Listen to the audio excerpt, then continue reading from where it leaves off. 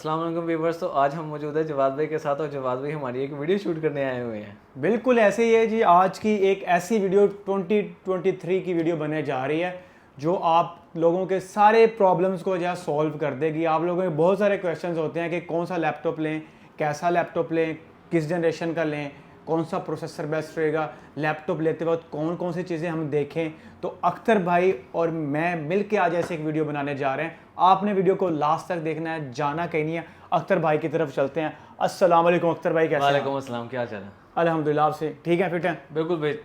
आज वीडियो बनाने जा रहे हैं। आपने आई थिंक पहले भी बनाई है ऐसी वीडियो? हाँ, मैंने 2-3 मल्टीपल वीडियोस बनाई है क्योंकि हमारी एक प्रोसेसर पे वीडियो है, एक ग्राफिक कार्ड पे है, एक रैम पे है, हार्ड पे भी वीडियो बनी हुई है। उसके अलावा how to buy a laptop के नाम से भी हमारी वीडियो, तो मतलब ये 4-5 वीडियोस है। तो मैंने कस्टमर्स की आसानी के लिए सोचा कि यार हम एक सिंगल वीडियो बनाएंगे, सारी चीज़ों को कवर करेंगे, 1 वीडियो टू शेयर। मैं भी हर क्लाइंट को अपनी एक ही वीडियो शेयर कर पाऊंगा और जो क्लाइंट देखेगा वो भी इजीली लैपटॉप डिसाइड कर पाएगा एक सिंगल वीडियो के। अच्छा, इसमें हम प्रोसेसर प्रोसेसर को भी कवर करेंगे, जनरेशन को भी कवर करेंगे, हार्ड रैम को भी कवर करेंगे और लैपटॉप के एसएस को भी मतलब चेक करने का तरीका भी देखेंगे। ठीक है, तो ये सारी चीज़ें कवर करेंगे हम। कवर करेंगे। और सबसे पहले बता दूं, ये सामने मेन बुलेवर्ड है और ये सामने लैपटॉप वाला है। यहाँ पे हम मौजूद हैं। आप एड्रेस पूछ रहे होते हैं, लाहौर से हम आपसे मुखातिब हैं इस वक्त। बिल्कुल साथ हमारे हफीज़ सेंटर लाहौर है। हफीज़ सेंटर के बिल्कुल साथ वाली शॉप है। आप ये देख लें कि ये सामने मेन बुलेवार्ड है। अगर कोई लाहौर का चक्कर लग रहा है ना, बुलेवार्ड से गुजर रहा है, तो वो ऊपर से भी हेलो हाय कर सकता है भाई, ऊपर से हम हैंड वेव कर देते हैं। ठीक है जी, तो वीडियो स्टार्ट करते हैं, अपना ज्ञान स्टार्ट करते हैं जी। सबसे पहले मुझे बताएं, एक लैपटॉप बाय करते वक्त एक आम से इंसान को, किसी भी इंसान को क्या चीज़ मद्देनजर रखे जब वो लैपटॉप बाय करे? इससे स्टार्ट कर लेते हैं इस क्वेश्चन से। इस क्वेश्चन का आंसर बड़ा सिंपल है। अच्छा ठीक है। पहली चीज़ तो आपने अच्छी दुकान में जाना है। ठीक है। और दूसरी चीज़ है कि सामने बैठा हुआ बंदा भी जो है ना, वो अच्छा और जिसे कहते हैं ना नस्ली बंदा होना चाहिए। ठीक है भाई, ये मेन रिक्वायरमेंट है किसी भी दुकान से लैपटॉप परचेज करने के लिए। ये सबसे ज़्यादा ज़रूरी चीज़ है। कस्टमर से उससे वारंटी वगैरह आपको पूछनी चाहिए कि यार किस चीज़ की वारंटी आपको प्रोवाइड की जा रही है। ठीक है। हर दुकानदार का अपनी वारंटी पॉलिसी है। हाँ, लोड वाली साइड पे चले जाए 3 दिन 7 दिन की वारंटी आपको दी जाती है, इवन के विदाउट वारंटी भी दिया जाता है। सही है। ठीक है। यही हफीज़ सेंटर वाली साइड पे आ रहा है तो हफीज़ सेंटर में आपको 7 दिन 10 दिन 15 दिन की वारंटी, और 4-5 दुकानदार हैं जिन्होंने अब हमें देख के 30 दिन की वारंटी देना शुरू कर ली। भाई, हम सबसे पुराने 30 दिन वारंटी देने वाले लैपटॉप में। ठीक तो है। 30 दिन की वारंटी जो चाहिए ये दी जाती है।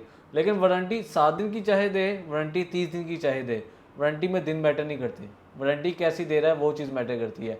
तो फॉर एग्जाम्पल, जैसे कि ये मेरे हाथ में एक लैपटॉप है, अब हम इसकी वारंटी प्रोवाइड करते हैं। हर एक की अपनी वारंटी पॉलिसी है। मैं अपनी वारंटी पॉलिसी इसके साथ सबसे पहले शेयर कर देता हूँ कि ये बेसिक हार्डवेयर है ना हमारा, ये लैपटॉप जो है, तो इसमें हम बेसिक चीज़ें टेस्ट करवाते हैं आपको, हर क्लाइंट को। मतलब देख लेंगे, स्क्रीन ऑन स्पॉट चेक करवा देते हैं कि हम स्क्रीन चल रही है या नहीं चल रही है, स्क्रीन में कोई डेड पिक्सल वगैरह तो नहीं है, टच चेक करवा दिए, कैमरा चेक करवा दिए, keyboard, track pad, USB port, speaker.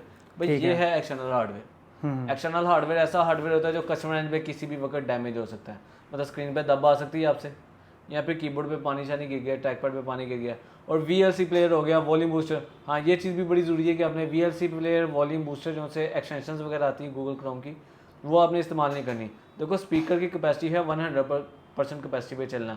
जब आप 200% का उस पर लोड डालेंगे ना तो स्पीकर आपका भर जाता है, और इसी वजह से स्पीकर भी हमारी वारंटी में ऑन स्पॉट ही होता है। कई दुकानदार स्पीकर की भी वारंटी देते हैं, लेकिन ये कोई ऐसी चीज़ नहीं है। ऑन स्पॉट क्लियर है तो बाद में भी क्लियर है, ये ऐसी चीज़ नहीं जो बाद में आपका स्पीकर फट जाएगा। तो स्पीकर की भी वारंटी ऑन स्पॉट होती है। ठीक है। ये वो चीज़ें होगी जो है ऑन स्पॉट वारंटी वाली, और वारंटी हमारी बड़ी सिंपल सी है। या जो चीज़ें मैं ऑन स्पॉट आपको खुद चेक करवा के दूंगा, हम हर कस्टमर को खुद तसल्ली करवा के देते हैं, तो जो चीज़ें मैं खुद चेक करवा के दूंगा, उसके अलावा बाकी की सारी चीज़ें 30 दिन की वारंटी में अवेलेबल हैं। मतलब ओवर हीट करना, हैंग करना, स्टक करना, क्रैश करना, मैं ऑन स्पॉट खाली USB पोर्ट चेक करवा सकता हूँ। बाकी की पोर्ट्स HDMI है, एथरनेट है, या फिर इस तरफ Type-C पोर्ट है, इनमें से किसी पोर्ट का ना चलना, ये भी 30 दिन में क्लेमेबल होता है। ठीक है। ग्राफिक कार्ड है तो ग्राफिक कार्ड अगर कोई मसला कर रहा है तो वो चीज़ वारंटी में क्लेमेबल होती है। ठीक है। तो ये बेसिक चीज़ें हैं। ये हम जो चीज़ें टेस्ट करवा दी हैं, बाकी चीज़ें खुली वारंटी में अवेलेबल हैं, जिसमें सिर्फ जला, सड़ा, टूटा, पानी में डूबा कोई क्लेम नहीं है। और अगर कोई छीन के ले गया तो यार इसमें IMEI नंबर नहीं होता ट्रेसेबल, ये भी आपको एक चीज़ बता दूँ, क्योंकि हमें 2-3 क्लाइंट्स ने कहा यार IMEI नंबर प्रोवाइड कर दो हमने पुलिस वालों को, तो इसमें ऐसा कुछ नहीं होता। ये मोबाइल नहीं है, इसके अंदर ट्रैकेबल प्रोडक्ट का कोई पार्ट नहीं है, तो आप इसको बाद में चोरी होने के बाद ट्रेस भी नहीं कर सकते हैं। चलो, ये तो हो गया है वारंटी वगैरह को टेस्ट करना, बंदे को जज करना, बंदे को तो आपको खुद ही जज करना पड़ेगा, वो तो आपका अपना लाइफ एक्सपीरियंस ही बता पाएगा। ठीक है। तो ये तो चीज़ें होगी कि पहले तो इन चीज़ों का पॉइंट क्लियर होना चाहिए। जिस भी लैपटॉप जिस भी दुकानदार से आपने डील करना है, ज़रूरी नहीं कि आप ये वीडियो देख रहे तो सीधा मेरे पास ही आ जाए, नहीं। अगर आप दूसरे शहर में बचे हैं, आपके शहर में अच्छे ऑप्शन अवेलेबल है, तो क्यों अपना 5-6 हज़ार किराया लगा के लाहौर तक आना और उसके बाद मेरे से ही लेना है। आप वहाँ से भी परचेज कर सकते हैं। ये वीडियो याद रखना ज़रूरी काम है, तो आप उससे भी ले लें। बस ये आपने वारंटी के पॉइंट्स सारे क्लियर कट आपको पहले से पता होना चाहिए। बैटरी बैकअप की भी वारंटी होती है, हर लैपटॉप के साथ 1 आवर और मल्टीमीडिया की वारंटी हर दुकानदार देता है, ये थंब रूल है। लेकिन बैटरी में और भी मसाइल होते हैं, जैसे कि अक्सर बैटरी 30 या 40% से अचानक 0% पे ड्रॉप कर जाती है, 7% पे आ जाती है। तो ये बैटरी का ड्रॉप इशू हम भी वारंटी देते हैं, लेकिन मार्केट में सिर्फ मैं कहता हूँ कि यार सिर्फ 6-7 बंदे हैं जो चाहे रीसेंट जैसी मार्केट में इस चीज़ की वारंटी दे रहे हैं, बाकी इसकी कोई वारंटी नहीं देता। कहते हैं कि बैटरी 1 घंटा बैकअप दे रही है तो बैटरी ओके है, लेकिन अगर बैटरी ड्रॉप कर रही है तो बैटरी फिर भी मसले वाली होती है, चाहे 4 घंटे क्यों ना बैकअप दे रही हो। वो अगर बैटरी ड्रॉप कर रही है तो वो मसले वाली बात है, वो चीज़ भी वारंटी में आपने क्लेम करनी है। और ये चीज़ आपने सारी क्वेश्चन खुद दुकानदार से आस्क करने हैं। अगर कोई चीज़ नई वारंटी दे रहा है तो उसे जेंटली आस्क करने के इस चीज़ को भी वारंटी में इंक्लूड करें, हमें ऐसी वारंटी चाहिए। तो कुछ दुकानदार होते हैं, अगर उनकी पुरानी पॉलिसी में नहीं है, आप उनसे अगर आस्क करेंगे तो वो आपको ये चीज़ भी ऐड कर देते हैं, तो ये चीज़ें हो जाती हैं। चलो पहला स्टेप तो हो गया कि यार लैपटॉप जो सा है अच्छी दुकान पर जाके अच्छी वारंटी के साथ लेना। सही है। तो ये हो गया लैपटॉप का बिल्कुल फर्स्ट स्टेप, इनिशियल स्टेप है। और ये आप बाकी चीज़ों में भी आप चेक कर सकते हैं, अगर कंप्यूटर वगैरह लेना है कुछ और चीज़ में भी, ये चीज़ उनके लिए भी वैलिड है। ठीक है, सेकंड स्टेप है आपको थोड़ी नॉलेज होनी चाहिए, तो वो उसको हम प्रोवाइड कर देते हैं। और सबसे पहले तो हम चलते हैं लैपटॉप की रैम की तरफ।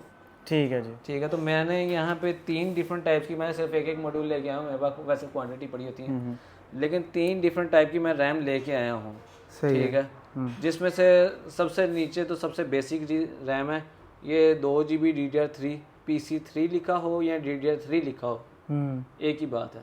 ठीक है, तो ये PC3 है, PC3 को DDR3 भी कहते हैं। सही है। ये जो सी रैम है ये कोर टू ड्यू लैपटॉप से शुरू हो रहती है। ऑफ कोर्स मेरे पास कोर टू ड्यू लैपटॉप कोई नहीं पड़ा, बस वैसे एक रैम पड़ी थी उठा लाए हैं, वो भी ख़राब कंडीशन में। ये देखें, ये रैम यहाँ से ख़राब है, लेकिन वैसे मैं दिखाने के लिए लिया है कि ये 2 GB PC3 रैम है, और ये कोर टू ड्यू i5 की फर्स्ट जनरेशन, i5 की सेकंड जनरेशन और i5 की थर्ड जनरेशन के लैपटॉप्स में लग जाती है।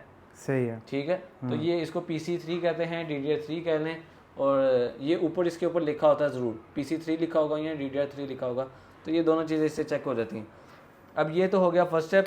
सेकंड जो सी मेरे पास रैम है, इसी में भी आप देखें रैम जो सी है वो सेम है, कंपनी भी आप सेम मैं लेके आया हूँ बाकायदा।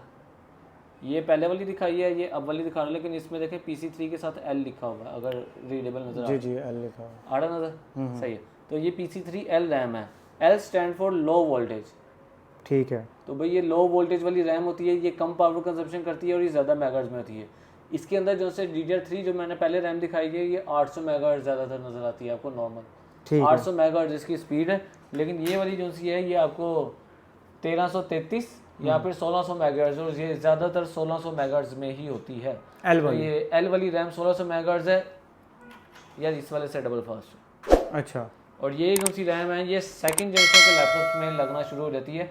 फर्स्ट जनरेशन के अंदर लगाएंगे तो फर्स्ट जनरेशन एरर मैसेज दे देती है। ये कितने मेगाहर्ट्ज़ की होती है? ये 1600 होती है ज़्यादातर, ऑलमोस्ट मैंने इसमें 1333 वाला पीस ज़िंदगी में एक आधा देखा होगा, निकलता है 1600 है, अच्छी स्पीड वाला, और 1600 इसकी मैक्सिमम स्पीड है जो कि आपको मार्केट से मिल जाएगी। ठीक हो गया। तो ये 1600 मेगाहर्ट्ज़ की रैम है, और ये second generation, third generation, fourth generation, fifth generation और सिक्स जनरेशन के कुछ लैपटॉप्स में लगती है। तो ये इन सब के साथ कैपेबल है। फिर सिक्स जनरेशन से अगर हम ऑनवर्ड चले जाते हैं तो सिक्स जनरेशन से आगे ये DDR4 रैम आ जाती है, DDR4 PC4 कह लें, एक ही बात है।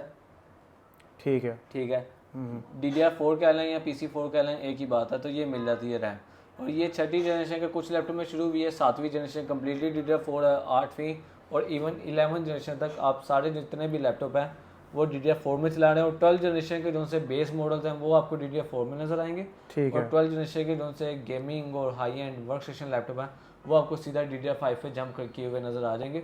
और 13 जनरेशन सीधा DDR5 में, ऑफकोर्स 13 जनरेशन लैपटॉप भी यूज़ में कोई रैम स्पेयर पड़ी नहीं हुई तो मैं वो दिखा नहीं सकता, लेकिन 13 जनरेशन तक आगे DDR5 रैम आ जाती है। अच्छा, उसमें PCI 5 लिखा होता है?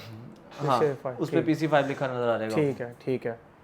तो ये तो होगी है रैम। अब रैम में जैसे मैंने आपको बताया इन दोनों की बस स्पीड होती है, ये 800 ज़्यादातर निकलती है, ये 1600 निकलती है। ये वाली जो सी है 6ठी 7वीं जनरेशन के लिए 2133 लगती है। 8वीं जनरेशन 2400 मेगाहर्ट्ज़ सपोर्ट करती है, 9वीं जनरेशन 2400, 10वीं जनरेशन 2666 सपोर्ट करती है और 2400 वाले वेरिएंट भी हैं। मतलब ये इनकी स्पीड है और इसकी भी स्पीड इस तरह लिखी आ जाती है। जैसे ये देखें, ये इधर इसके ऊपर आप जूम करके दिखाएं तो ये 3200 मेगाहर्ट्ज़ लिखा हुआ, 3200 डबल है। जी जी ऐसे लिखा इसमें 2133 पी होता है जो कि 6ठी 7वीं जनरेशन में लग जाएगा, 2400 टी 8वीं जनरेशन, 9वीं जनरेशन, 10वीं जनरेशन में लग जाएगा, 2666 जो सा है वो आपको उसमें लग जाएगा 10 जनरेशन में। और 11 जनरेशन जो सी है ये 11 जनरेशन की रैम है 3200 मेगाहर्ट्ज़। 11 और 12 जनरेशन आपको ये 3200 मेगाहर्ट्ज़ की रैम में नज़र आने वाले हैं। ठीक है। तो जो सी ये मैंने आपको एक सिंगल पीस दिखाया। ऑफ कोर्स रैम आपको देख के याद नहीं रहेगा, लेकिन ये PC3 PC4 आपने इस चीज़ को याद कर लेना, ये आपके लिए रैम ज़रूरी है। तो मैंने रैम का कंपैरिजन बता दिया। अभी क्वेश्चन रह जाता है यार जनरेशन जो सी है वो कैसे पता लगेगी, तो उसको हम बाद में कवर अप करेंगे। अभी सिर्फ आप ये याद कर लेंगे इस जनरेशन में ये रैम लगी नज़र आएगी आपको। ठीक है। ठीक है। इसमें जो सी एक्सेप्शन है वो यही है कि जो से 360 टच वाले मॉडल होते हैं ना, उनके अंदर रैम थोड़ी स्लो लगी होती है। अच्छा। हाँ, क्योंकि जैसे मैंने बताया 7वीं जनरेशन के जो से लैपटॉप्स हैं वो DDR4 के साथ हैं, लेकिन 7वीं जनरेशन के जो से 360 रोटेट वाले मॉडल्स हैं ना, जो कन्वर्टेबल हो जाते हैं, जिनको हम इसको तो नहीं मैं कर पाऊंगा, लेकिन 360 घुमा के टैबलेट बन जाता है। ठीक है। तो वो वाले जो से पीस है ना, उनके अंदर जो सी है वो 1800 मेगाहर्ट्ज़। मैंने इसमें क्या बताया था कि PC3L में 1600 मैक्सिमम आती है, लेकिन 1800 मेगाहर्ट्ज़ की ऑनबोर्ड रैम आती है। ऑफ कोर्स अच्छी स्पीड है, ऑनबोर्ड की वजह से ज़्यादा अच्छा स्मूथ परफॉर्म करती है, तो इसी वजह से 360 में वो भी रैम चल जाती है। उसको कहते हैं LPDDR3। ठीक है। Not simple DDR3, LPDDR3। और वैसे वो बोर्ड पे लगी है तो उसका कुछ कर नहीं सकते, ना रिप्लेसेबल है ना अपग्रेडेबल है। ऐसे ही है। आगे चलते हैं हम SSD और हार्ड ड्राइव की तरफ। ये भी बड़ा अच्छा क्वेश्चन है, मैंने पहले इस पर एक सिंगल डेडिकेटेड वीडियो बनाई हुई है। बिल्कुल ऐसे ही है। तो मेरे पास जो सा है ये हार्ड ड्राइव वाला मॉडल अवेलेबल है। ठीक है। और ये मेरे पास कुछ SSD भी अवेलेबल हैं। अब हार्ड ड्राइव जो सी है आप गौर से देखें, इसको हार्ड ड्राइव की पहचान आप बड़ी इजीली कर सकते हैं। अगर आपके पास खुली पड़ी है तो आपको इजीली पता लग जाएगा, और अगर लैपटॉप में लगी है तो आप ठीक है।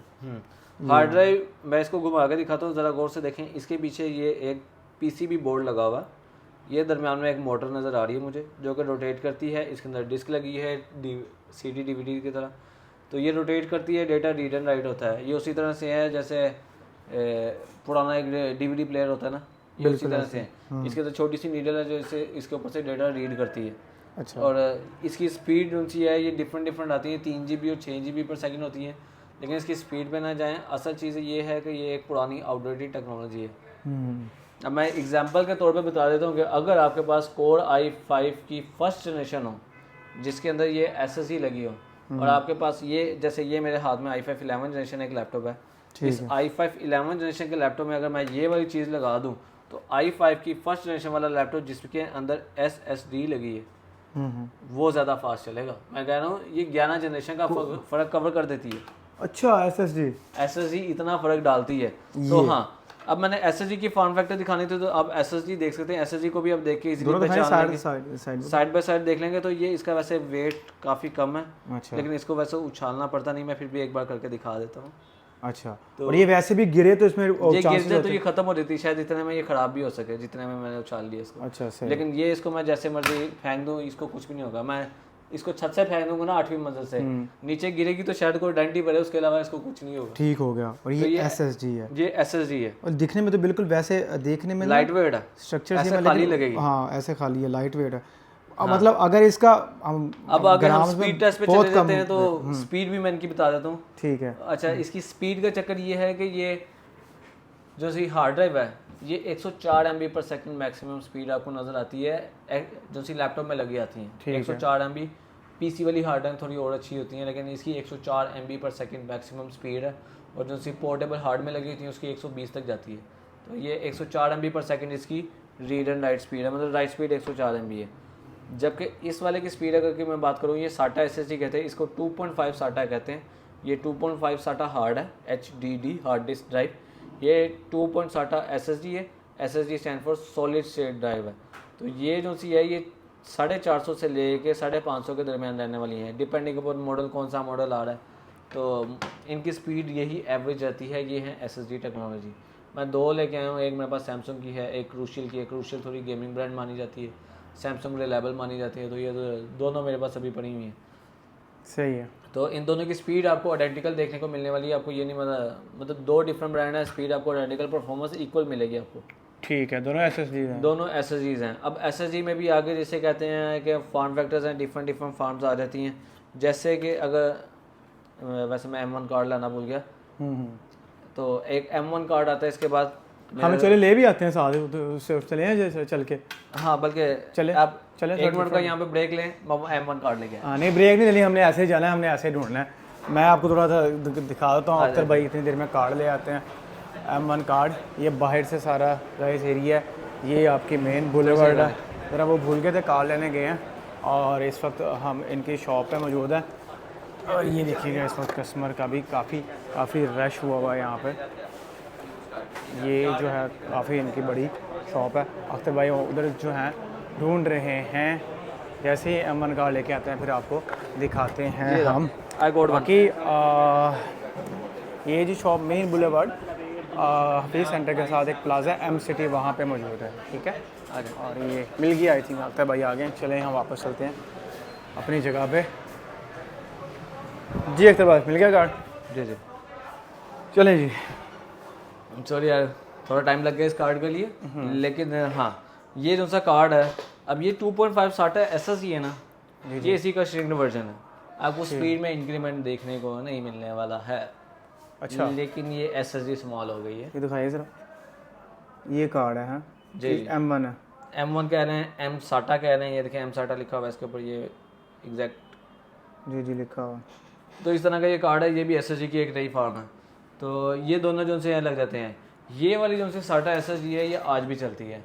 इसको आप core i5 core due Pentium dual core उन सब से लेके इसको आप 11-12 जनरेशन के लैपटॉप में जिसमें स्लॉट अवेलेबल है ना 2.5, इस तरह का SATA कनेक्टर नज़र आ जाएगा आपको। ठीक है, जिसमें ये कनेक्टर अवेलेबल है, उसके अंदर ये सब में लग जाती है। तो ये हर लैपटॉप के साथ इवन कैपेबल है ईजीली। जबकि ये M1 जो सा कार्ड है, ये जो सा है 3rd, 4th और 5th जनरेशन के लैपटॉप्स के साथ आया था। ठीक है। तो ये सिर्फ इन 3-4 जनरेशन में ही लगता है।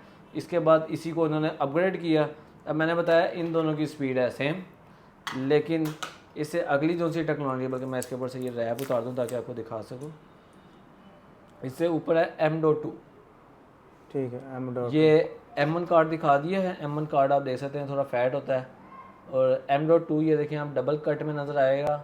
ये वाला आपको कार्ड मिल जाएगा। इसकी स्पीड जो सी है वो 600-700 MB, मतलब आप 500 MB से 600-700 MB पर सेकंड की स्पीड पे आपने अपग्रेड किया। ठीक है 700-750 भी निकलता है। और इसमें 1100-1200 वाले भी रेयर कार्ड्स कुछ होते हैं। ठीक है। तो ये इसी के दरमियान रहने वाली स्पीड है इसकी।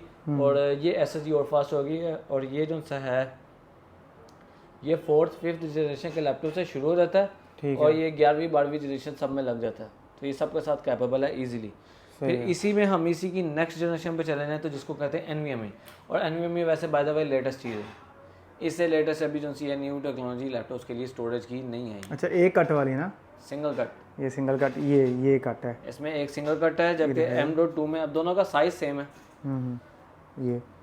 ये आपकी NVMe है और ये रखिएगा जरा हाथ पे। और ये M.2 है।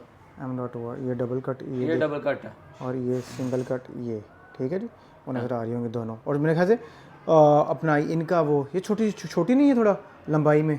नहीं सेम इक्वल साइज, कोई फर्क ही नहीं है। अच्छा, बिल्कुल इक्वल साइज है। हाँ। अच्छा, मतलब दोनों लग सकती हैं। जिस लैपटॉप में वो लगेगी, ये सिंगल कट वाली भी लग सकती है। जिस लैपटॉप में डबल कट लगने की जगह बनी है उसमें मैं सिंगल कट नहीं लगा सकता। अच्छा, नहीं लगा लेकिन जिसमें सिंगल कट लगने की जगह उसमें डबल कट लग जाती है, तो रिवर्स कैपेबल है। ठीक है। NVMe जो सी है M.2 के साथ कैपेबल है, लेकिन M.2 जो है वो अगली टेक्नोलॉजी को नहीं सपोर्ट कर सकता है। सही हो गया, ठीक है, तो ठीक हो गया। हम तो आप लोगों का इस आइडिया हो गया होगा ऑब्वियसली स्पीड का कितना डिफरेंशिएट होता है और कितना फ़र्क पड़ जाता है जब आप। हाँ, मैंने NVMe की अभी तक स्पीड नहीं बताई है। ठीक है।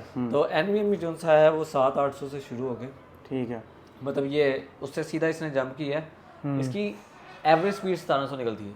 अच्छा, ये एवरेज की बात कर रहा हूँ। इसमें 2200 वाला भी होता है, इसमें 2500, 2700, 2800, इवन 3200 MB पर सेकंड की स्पीड तक ये जाता है। ठीक है, हाँ। तो ये जो से हैं कार्ड 3200 MB पर सेकंड तक की स्पीड को सपोर्ट करने वाले हैं। 3200 और जैसे मेरे हाथ में जो सा है, वैसे मुझे याद हो चुका हुआ है, लेकिन ये जो सा है तकरीबन आपको 1600-1700 MB पर सेकंड की स्पीड देने वाला है। ठीक है, 1600-1700 ये इंटेल का कार्ड है। ठीक है। इसी में मेरे पास अब ये चेक करें, इसमें भी आगे जो सा है थोड़ा और जिसे कहते हैं ना एडवांसमेंट आ चुकी हुई। अब ये जो से M1 और M2 कार्ड है ना, M2 और NVMe कार्ड है, इनमें लैपटॉप के हिसाब से कुछ लैपटॉप में इतने लंबे कार्ड की भी जगह उन्होंने नहीं छोड़ी थी। कंपनी लैपटॉप आजकल स्लिम बना रही है, तो इसी में जो सा है और स्लिम जो सा कार्ड है, मतलब ये है NVMe ही देख रहे हैं, सिंगल कट है, लेकिन ये इसको कहते हैं NVMe मिनी। अच्छा हाँ ज़रा, ये मिनी साइज़ है। कंपेरेटिवली आप इन दोनों का साइज़ देख लें, ठीक है। इस साइज में भी आपको 1 TB मिल जाएगा, इवन इस साइज में भी 1 TB फिट हो जाता है। NVMe भी है, मिनी NVMe। हाँ, ठीक है जी, NVMe मिनी कहते हैं। तो आपने ये देख के घबराना नहीं है कि उन्होंने छोटा लगा दिया और हमें कोई हल्की चीज़ लगा दी है। मैंने वीडियो में कहा ये भी एक चीज़ दिखा दे आपको।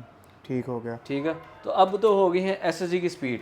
अब फ़र्क आपको मैं बता देता हूँ। जिस लैपटॉप में पहले कभी हार्ड ड्राइव लगी थी, उसमें आप इस SSD का अपग्रेड कर लें, तो जहाँ अगर वो 1.5 मिनट ऑन होने में ले रहा था ना, इसको लगाते ही उसी वही वाला लैपटॉप, सेम लैपटॉप उनसा है, वो आपका 20-25 सेकंड में ऑन हो जाता है। 20-25 सेकंड में 1.5 मिनट की बात 1 मिनट रिड्यूस हो जाता है और ये इस पे आ जाता है। और उसके बाद ये है कि अक्सर आपने अगर अपना कोई पुराना लैपटॉप जो चला रहे हैं, अगर कोई पहले आप में से कोई पहले यूज़र है, तो अगर वो इस लैपटॉप हार्ड ड्राइव वाले को लैपटॉप को चला रहा है ना, तो सीधी बात है, जब वो ऑन करता है तो ऑन करने के बाद उसको पता है उसको कुछ वेट करना पड़ता है। कुछ देर के बाद लैपटॉप थोड़ी देर के बाद रिस्पॉन्स देना शुरू करता है। मतलब आप कोई प्रोग्राम बाद में क्लिक करते हैं, वो कर्सर के ऊपर लोडिंग का आइकॉन चल रहा होता है, ऐसे ही है, राइट अवे आप यूज़ कर सकते हैं। 20-25 सेकंड में ऑन भी हो जाएगा और लैपटॉप रेडी टू यूज़ भी हो जाएगा। ऊपर से जब अपने डाटा ट्रांसफ़र करना है तब भी कितना हेल्प आउट करता है। अब इधर से तो अब डेटा ट्रांसफ़र की स्पीड तो है ही है, हाँ जी, लेकिन डेटा का ट्रांसफ़र से अच्छा है कि ये प्रोग्राम ओपनिंग जो सी है वो बड़ी फास्ट हो जाती है, एफिशिएंट हो जाती है।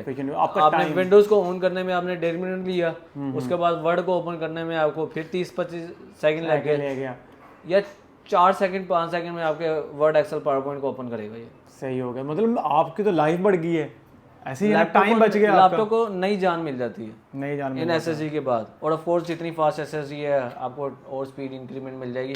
लेकिन मैं बेसिक वाले की बात कर रहा हूँ, ये हार्ड ड्राइव और जो सी SSD की पहली जनरेशन है, समझे सीधा 10 टाइम फास्टर है ये SSD। 10 time faster, 10x faster, easily कह सकता हूँ 10 टाइम फास्टर है ये। तो ये तो होगी हमारी SSD को हमने कवर किया है, रैम की स्पीड्स को कवर किया है। अब ऑफ कोर्स रैम जो सी है डिफरेंट जनरेशन के साथ है। अब हम चलते हैं अपने जो से मेन चीज़ है कोर्स की तरफ, प्रोसेसर की तरफ। हाँ, ये बहुत इंपॉर्टेंट टॉपिक है और बहुत सारे लड़के ना मेरे से सीरियसली पूछ रहे होते हैं, मैं जी CS का स्टूडेंट हूँ, मेरे लिए कौन सा लैपटॉप बेस्ट रहेगा। मैं जी ग्राफिक डिज़ाइनर बनने जा रहा हूँ, तो मैं कौन सा स्टार्ट पे लैपटॉप लूँ।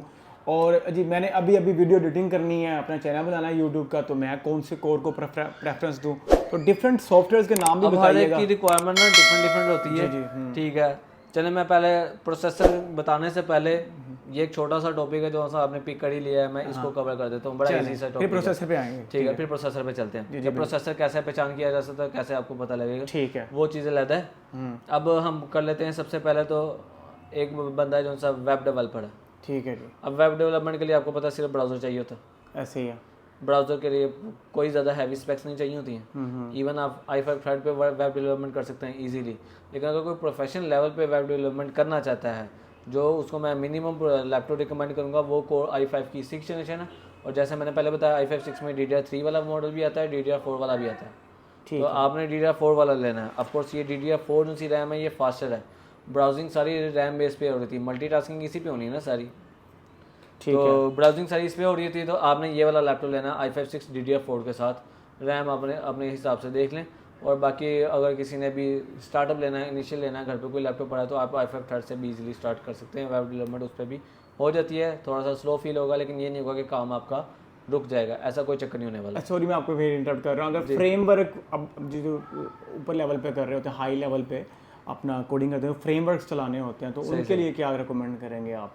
मैक्सिमम, मिनिमम से नहीं, मतलब मैक्सिमम वो लेने को तो वो 13 जनरेशन भी ले लें। यार वो तो हर एक ने जिसे कहते हैं ना, इसके लिए सबसे पहले तो है अपनी चादर देखनी है। हाँ, अपनी वो तो चादर जेब देखनी भी है, देख रहे, अपनी जेब लेकिन ये वीडियो इस वजह से बनाई जा रही है कि आप अपनी चादर देख लें और देखें उस चादर में कोई यूजेबल प्रोडक्ट फिट होती है या नहीं। ठीक है, अगर कोई नॉन यूजेबल फिट होती है तो फिर उस चादर को अभी क्लोज रहने थोड़ी सी बड़ी होने का वेट करें। ठीक हो गया, ठीक हो मतलब ये चीज़ इसी तरह से है। अगर आप लेट से आपने आपके काम के लिए लेट से आप जो सा कोडिंग के स्टूडेंट है, CS के स्टूडेंट है, आपको तो i5 8 जनरेशन चाहिए भाई। ठीक, कंप्यूटर साइंस के लिए i5 8 मिनिमम रिक्वायरमेंट बन जाती है। ठीक i5 6 को आप पहले 2.5 साल चला सकते हैं, लेकिन आखिरी 1.5 साल जो से हैं आपको i5 8 जनरेशन मिनिमम रिक्वायरमेंट हो जाती है। अच्छा, आखिरी 1.5 साल में क्यों चाहिए? बच्चे पढ़ना शुरू कर देते हैं। बच्चे पढ़ना शुरू करते हैं, कोडिंग ज़्यादा करने लग जाते हैं। हाँ नहीं, आखिरी 1.5 साल में देखें असाइनमेंट वर्क भी होता है, सबमिट करनी होती है। ऑब्वियसली पहले तो सिर्फ असाइनमेंट वर्क होता है ना, आगे प्रोजेक्ट पकड़ना होता है ना। ऐसे प्रोजेक्ट बनाना ठीक है, तो वो फिर उसमें पढ़ाई करते हैं, रिसर्च वर्क करनी होती है, मल्टीपल काम करने होते हैं। रिसर्च वगैरह के लिए तो i5 6। अब मैं सिर्फ कंप्यूटर साइंस वाले स्टूडेंट को कह रहा हूँ, अब डॉक्टर ये ना प्लान कर लें कि यार हमें भी 8वीं जनरेशन चाहिए। ऐसे ही है, डॉक्टर के आगे सिर्फ ना आप फर्स्ट जनरेशन का लैपटॉप भी रख देंगे ना, SSD लगी हो, ऐसा बस खूबसूरत दिखना चाहिए डॉक्टर का, कि वो मेन रिक्वायरमेंट होती है। अच्छा, डॉक्टर का बजट ज़्यादा ही होता है अख्तर भाई। नहीं कोई बात नहीं, मैंने सिर्फ एक एग्जांपल के तौर पर दिया, बाकी हर डॉक्टर अपने साथ है, लेकिन डॉक्टर की रिक्वायरमेंट इजीली पूरी हो जाती है। ठीक हो, वो कोई हैवी रिक्वायरमेंट नहीं है, लैपटॉप खूबसूरत दिखना चाहिए।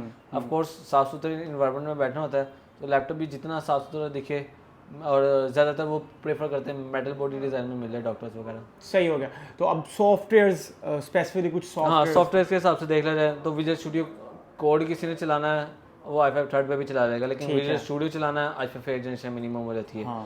Photoshop, Illustrator, coral, 2D designing वाले जितने भी फोटो एडिटिंग वाले सॉफ्टवेयर हैं वो सारे आप i5 6 पे इजीली चला सकते हैं। i5 3 वगैरह पे भी चल जाते हैं, लेकिन वर्जन 2018 या उससे पुराना चलाना पड़ेगा। लेटेस्ट चलाने के लिए मतलब 2022 वाले वेरिएंट्स को चलाने के लिए आपको i5 की 6 जनरेशन चाहिए, और 2023 वाला फोटोशॉप और एडोब के सारे प्रोडक्ट्स में थोड़ा ना जिसे कहते हैं बार्स को और हाई सेट कर लिया तो आप i5 8 जनरेशन ले सकते हैं। बाकी रह गया वीडियो एडिटिंग का काम, तो हफ्ते की कोई एक आधी वीडियो है, जैसे कि आपने नाथ वानी वगैरह के चैनल देखे हों जिसके ऊपर सिंपल टेक्स्ट वगैरह आता है, ये वीडियो को क्रॉप शॉप किया है, कोई इसमें आपने ज़्यादा इफेक्ट्स वगैरह ट्रांजिशन नहीं लगाई है, कलर ग्रेडिंग नहीं की है, तो ये सारे जो सा वीडियो एडिटिंग का काम है आप किसी भी मतलब i5 6 जनरेशन पे भी इजीली कर सकते हैं। i5 8 हो जाए तो और बेहतर है, और इसमें GPU की रिक्वायरमेंट आपको नहीं पड़ने वाली है। हफ्ते की 1 2 3 वीडियो हैं और बेसिक काम है एडिटिंग का, तो आप बगैर GPU के कर सकते हैं, क्योंकि GPU जो सा आपका काम करता है उसने आपका जो सा है रेंडर टाइम को रिड्यूस करना है। अब कुछ लोगों को नहीं आइडिया होगा रेंडर टाइम का, लेकिन जिनको आइडिया हो गया वो गेट कर लें। रेंडर टाइम पे हम वीडियो पे जाएंगे जब उस ग्राफिक्स पे बात करेंगे। ठीक है, उसको हम बाद में कवर करने वाले हैं वैसे भी। तो मतलब ये हो जाता है इजीली। और जिसका ब्लेंडर वगैरह जैसे सॉफ्टवेयर हैं, जिन्होंने सिनेमा 4D चलाना है, जिन्होंने डिवेंची जैसे सॉफ्टवेयर, मतलब ये मूवी रेटिंग वाले सॉफ्टवेयर हैं, यहाँ पे 3D डिज़ाइनिंग का काम है, तो ये सारे जो से हैं इनको ग्राफिक कार्ड चाहिए होता है। इनके लिए प्रोसेसर तो क्वाड कोर भी चला जाता है, लेकिन क्वाड कोर H सीरीज़ को हम कवर करने वाले हैं। ठीक है। और उसके अलावा ग्राफिक कार्ड इनको चाहिए होता है Quadro series specifically. Graphic card की भी हम डिटेल आगे कवर करेंगे कि क्वाड्रो क्यों चाहिए। और बाकी जो सा रह जाता है ग्राफिक कार्ड का साइज़, या वीडियो एडिटिंग के लिए 4 GB graphic card minimum requirement है, और अगर आप 3D डिज़ाइनिंग और एनिमेशन का काम करते हैं तो आपके लिए 6 GB और 8 GB लैपटॉप के लिए मिनिमम है, ये कम से कम है, इससे नीचे जाएंगे तो वेस्ट ऑफ मनी है। सही हो गया। अब ये देखें, ये जो बातें हैं ये आप ध्यान से गौर से इन चीज़ों को याद रखिएगा, क्योंकि ये one of the best video बन रही है 2023 की। आप अपना लाजमी फीडबैक लाजमी शेयर कीजिएगा। अगर वीडियो नहीं भी अच्छी लग रही लाइक कर दें, कमेंट कर दें, चैनल को मत सब्सक्राइब भी कर दें। अच्छा, अब यार नहीं अच्छी वाला कमेंट तो सिर्फ उसी बंदे से आएगा जिसको भी ना अभी लेने की चाहे लैपटॉप, अच्छा ना नॉलेज का इंटरेस्ट है। सही, बाकी सारे अप्रिशिएट ही करेंगे इंशाल्लाह। तो अब हम चलते हैं, हम प्रोसेसर को कवरेज देने वाले हैं। बेहतरीन हो गया जी। ठीक है, तो सबसे पहले तो कोई भी लैपटॉप है जिसमें आप i5 की मतलब Windows 7 समझ लें, Windows 7 इंशाल्लाह, तो उसके ऊपर जो सा है आप प्रॉपर्टीज़ खोल सकते हैं। ठीक है, प्रॉपर्टीज़ में जाएंगे। मैं बल्कि दिखाता हूँ आपको, मैं इधर से उसमें इस तरह यहाँ पे दिस PC लिखा आ रहा है ना, उधर माई कंप्यूटर लिखा आ रहा होता है। ठीक है, अगर माई कंप्यूटर इधर नहीं आ रहा तो ये नीचे ये देखेंगे फाइल एक्सप्लोरर का जो सा आइकन है ना, Windows 7 में फाइल एक्सप्लोरर आप ओपन करेंगे, ऑफ कोर्स उसका ऐसा इंटरफेस नहीं होता, लेकिन यहाँ पे माई कंप्यूटर जरूर लिखा आ रहा था दिस PC की। ठीक है, तो इसको आप राइट क्लिक करके अगर इसकी आप प्रॉपर्टीज़ खोल लेंगे तो ये प्रॉपर्टीज़ आ जाएंगी, तो इस तरह से उसकी प्रॉपर्टीज़ आ जाती हैं। सही है। ये Windows 7 की बात कर रहा हूँ। Windows 10 और 11 के लिए तो और अच्छा शॉर्टकट बताऊंगा, लेकिन यहाँ पे ये देखें ना, प्रोसेसर आता है। उनका पेज एग्जैक्टली इस तरह नहीं आएगा क्योंकि विंडोज 7 ना पुराना इंटरफेस है, लेकिन आप इसी तरह से इंटेल कोर i7 जैसे इसमें ये 10,000 सीरीज तो 10वीं जनरेशन है। अगर किसी के लैपटॉप में स्ट्रेट फॉरवर्ड बात की जाए कि अगर किसी के लैपटॉप में जो सा है 300 सीरीज 400 सीरीज 500 सीरीज यानी कि बिलो 1000 नंबर नजर आता है, कौन सा वाला? ठीक है, ये वाला i5 लिखा है, i7 लिखा है, तो अगर किसी को बिलो 1000 नजर आता है तो उसका मतलब है वो फर्स्ट जनरेशन का लैपटॉप बनेगा। ठीक है, बिलो सिंपल, बिलो 1000। लेकिन बिलो 2000 सेकंड जनरेशन नहीं है, जो सा 2000 सीरीज वाली है, मतलब बिलो 3000 एंड 2000 से लेकर 3000 के दरमियान वाले लैपटॉप, ये जो से हैं प्रोसेसर जो से हैं ये सारे आते हैं थर्ड जनरेशन और सेकंड जनरेशन के। ठीक है, सेकंड जनरेशन। और जिसमें 3000 सीरीज है थर्ड जनरेशन, 4000 सीरीज है फोर्थ जनरेशन, इसी तरह ऑनवर्ड चलें तो जैसे इसमें आप देखें ये 10,000 सीरीज है, 1750 लिखा हुआ नंबर्स में। ठीक है, तो ये 10वीं जनरेशन का लैपटॉप है। सही, इस तरह से आप जनरेशन इजीली चेक कर सकते हैं। सही हो गया। तो ये तो हो गया हमारी जनरेशन पे कवरेज। और वैसे ये शॉर्टकट आप याद रख सकते हैं, ये है कंट्रोल शिफ्ट एस्केप। अच्छा, इससे टास्क मैनेजर ओपन हो जाता है। टास्क मैनेजर में आप ये इस तरफ ये परफॉर्मेंस पे है ना, इसे क्लिक करेंगे तो यहाँ पे सबसे ऊपर CPU आ रहा है। अच्छा, दोबारा बताइएगा, दोबारा बंद करके जरा ओपन कीजिएगा जी। कंट्रोल शिफ्ट और एस्केप, ठीक है जी, ये शॉर्टकट है, टास्क मैनेजर ओपन हो जाता है। ठीक है जी। अगर टास्क मैनेजर ओपन हो गया है तो इसी में हम चले जाएंगे परफॉर्मेंस पे। विंडो 11 में परफॉर्मेंस इधर लिखा आ रहा है, ठीक है। विंडो 10 में जो सा है वो परफॉर्मेंस इस जगह पे लिखा है, ठीक है। और विंडो 7 का तो मैंने आपको पहले बता दिया कि उसमें उसी तरीके से चेक होगा जो अच्छा, पहले CPU यूजेज बता रहा है। हाँ, तो ये रहा हमारा CPU कोर i7 की 11 जनरेशन है। और इसी में मैं नीचे मेमोरी पे क्लिक करूँ तो मेमोरी ये इसकी रैम 32 GB आ रही है, यहाँ पे रैम लिखी आएगी। और इसी में मैं अगर और नीचे चले जाऊँ तो यहाँ पे इसकी SSD लिखी आएगी, जैसे कि इसमें 512 है। टाइप ये लिखी आती है नीचे एग्जैक्ट SSD। अगर किसी लैपटॉप में यहाँ पे टाइप नहीं लिखा आ रहा तो आपने परेशान होने वाली बात में नहीं जाना, ये टाइप उस बंदे ने विंडो थोड़ी पुरानी इंस्टॉल की होगी जिसके अंदर यहाँ पे टाइप पहले नहीं शो हुआ करती थी, चाहे विंडो 10 ही क्यों ना। 11 में तो आपको ऑलवेज शो होने वाली है। सही है। अच्छा, अब सॉरी मैंने इंटरप्ट कर दिया, यहीं से स्टार्ट कीजिएगा। एक और मेरा क्वेश्चन है, एक बार जब विंडोज़ कर रहा होता है ना सिस्टम में, कई बार मैं पंगे शंगे लेता रहता था, तो हमें कैसे पता लगता है ये विंडोज एक दो होती है ना, एक GPT होती है पार्टीशन, एक और होती है, 2 पार्टीशंस होती हैं जब बंदा इसको फॉर्मेट करता है। हाँ ऐसे ही है। हाँ, एक GPT या दूसरा मैं भूल गया हूँ एकदम से जहन से निकल। MBR MBR, बिल्कुल बिल्कुल। Master boot partition. Master boot partition. अच्छा, तो यार वो बड़ा सिंपल सा है यार। MBR ये MBR है कि GP? हाँ, सिंपल सा है, पहले बता दें। सॉरी। हाँ यार देखो, GPT और MBR अलग चीज़ है, ये थोड़ा इन डेप्थ क्वेश्चन है वैसे अभी के लिए, ठीक है। लेकिन मैं सिंपली बता देता हूँ कि आपके जो से ज़्यादातर लैपटॉप्स हैं फर्स्ट सेकंड थर्ड जनरेशन जो से हैं वो MBR बाय डिफ़ॉल्ट होते हैं। ठीक है। फोर्थ फिफ्थ भी MBR बाय डिफ़ॉल्ट होता है, लेकिन उसको GP पे शिफ्ट कर लिया जाए तो लैपटॉप थोड़ा फास्ट ऑन हो जाता है, उसको GPT फास्ट होता है फॉर्मेट। ठीक है। और बाकी ऑनवर्ड 6-7 जनरेशन ज़्यादातर होते GPT के साथ है। ठीक है। तो उसमें उनके लिए आपने GPT पे विंडो बूट बनानी है और अदरवाइज आपने उस पर बूट बना लेनी है MBR पे, अगर पुरानी जनरेशन का लैपटॉप है इजीली। ठीक है। लेट्स सपोज मैंने भी इसकी विंडो करनी है, मुझे कैसे पता लगेगा ये MBR है कि GPT? ये कैसे पता लगेगा? हाँ, चलें मैंने बोर्ड बनाना है, हम वैसे कवर कर लेते हैं। बड़ा इजी सा आंसर है। अच्छा, ये हमारे पास दिस PC है। हाँ ठीक है। दिस PC को राइट क्लिक किया हमने, आपके PC कंप्यूटर में वो आ रहा होगा डिवाइस, माई कंप्यूटर लिखा आ रहा होगा अगर विंडोज 7 है। ठीक है। तो विंडोज 7 है जो सी भी है। विंडोज 11 में तो मुझे शो ऑप्शन करना पड़ता है, लेकिन वैसे डायरेक्ट आ जाता है पुरानी 10 जनरेशन। मैनेज में जाएंगे तो ये मैनेजमेंट में जाना आपने। ठीक है जी, ये मैं मैनेजमेंट में जा रहा हूँ। सही है। और इसके अंदर मैं यहाँ पे डिस्क मैनेजमेंट में चले जाऊँ। ठीक है। तो आप ये देख सकते हैं कि ये मेरे पास एक मेरी डिस्क शो हो रही है, इसमें इस वक्त एक ही लगी है, 512 GB की SSD है। ठीक है, इसको अगर मैं जाके इसकी प्रॉपर्टीज़ में चले जाऊँ, अच्छा जी, और आगे हम ये लिखा हुआ है वॉल्यूम्स के अंदर GUID पार्टीशन, यानी कि है GPT। GUID पार्टीशन GPT, क्या बात है। और यहीं पे MBR लिखा आएगा। ठीक है। अगर MBR लिखा है तो आपने अपना बूट MBR में बनाना है। ठीक है। और अगर GPT लिखा है तो आपने अपनी नेक्स्ट बूटेबल USB GPT में बनानी है। ठीक है सर, बहुत शुक्रिया। बात वहीं से स्टार्ट। ये वैसे शिफ्टेबल भी है। ठीक है। अगर आपके पास कोई लैपटॉप है जिसके अंदर पहले MBR थी, अब आप GPT करना चाहते हैं तो बस एक चीज़ है, आपको पूरी हार्ड ड्राइव फॉर्मेट करनी पड़ेगी। तो उस हार्ड ड्राइव का डेटा पहले किसी एक्सटर्नल हार्ड ड्राइव में, एक्सटर्नल यूएसबी में बैकअप कर लें। उसके बाद चाहे तो आप जीपीडी और एमबीआर को आपस में शिफ्ट कर सकते हैं बायोस की सेटिंग से। ठीक है। हाँ, GPD बायोस में ये जीपीडी एमबीआर नहीं लिखा था, बायोस में लिखा होता है UEFI, मतलब जीपीडी वाली होगी, और या लेगेसी। ठीक है, तो लेगेसी एमबीआर पे होती है, तो ये बायोस से शिफ्ट कर सकते हैं। सही हो गया। चलें, ये गाइस बहुत एक टिप इन्फॉर्मेशन थी जो मुझे लगा कि आपको बतानी चाहिए। और अब हमने आपको मैंने बात काट दी थी कहाँ तो से, हम प्रोसेसर्स पे वापस चलते हैं। मैंने आपको जनरेशन